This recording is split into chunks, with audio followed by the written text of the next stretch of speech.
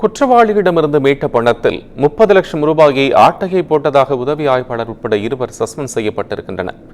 கோவை அருகே இறங்கியுள்ள வேலியே பயிரை மேய்ந்த கதை குறித்து பார்க்கலாம்.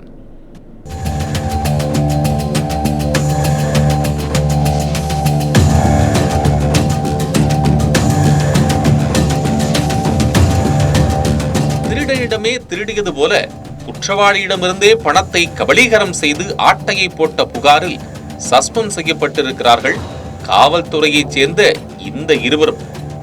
கோவை சிங்காநல்லூர் அருகே உள்ள குடோனில் வைக்கப்பட்டிருந்த பல கோடி ரூபாய் மதிப்பிலான செங்காந்தள் மலர் விதைகள் அடிக்கடி திருடு போனது குறித்து குடோன் உரிமையாளர் சிங்காநல்லூர் காவல் நிலையத்தில் புகார் அளித்துள்ளார்.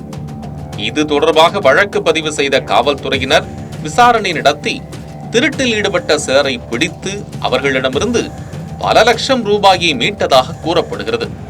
இப்படி மீட்கப்பட்ட பணத்தில் சில லட்சங்களை காவல்துறை உதவி ஆய்வாளர் யூசுப், காவலர் சண்முக சுந்தரம் ஆகியோர் கையாடல் செய்துவிட்டு குறைந்த தொகையையே கணக்கு காட்டியதாக இருவர் மீதும் புகார் கூறப்பட்டுள்ளது. இந்த புகார் குறித்து மாநகர காவல் ஆணையாளர் பாலகிருஷ்ணன் உத்தரவின் பேரில் உயரதிகாரிகள் விசாரணை மேற்கொண்டனர். இதன் முதற்கட்டமாக புகாருக்கு உள்ளான இருவரும் கோவை மாநகர கட்டுப்பாட்டு அறைக்கு மாற்றப்பட்டனர்.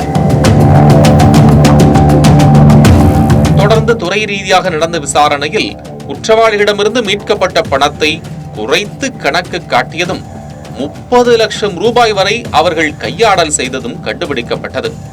இதையடுத்து இருவரிடமிருந்தும் பணத்தை பறிமுதல் செய்த அதிகாரிகள் விசாரணை அறிக்கையை ஆணையாளர் பாலகிருஷ்ணனிடம் சமர்ப்பித்துள்ளனர்.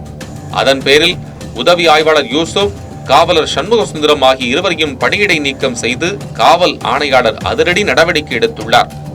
பணம் கையாடல் விவகாரத்தில் 2 பேர் பணியிடை நீக்கம் செய்யப்பட்ட சம்பவம் கோவை மாநகர காவல்துறை வட்டாரத்தில் பெரும் பரபரப்பை ஏற்படுத்தியுள்ளது.